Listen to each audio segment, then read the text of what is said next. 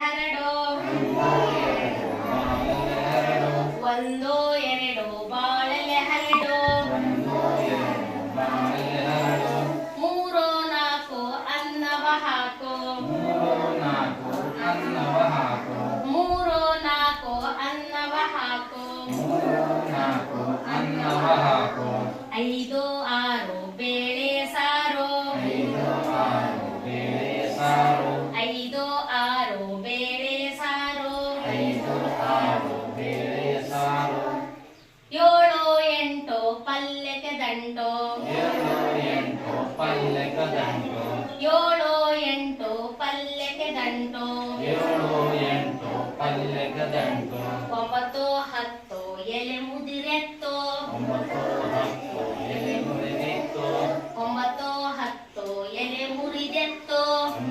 ಹತ್ತು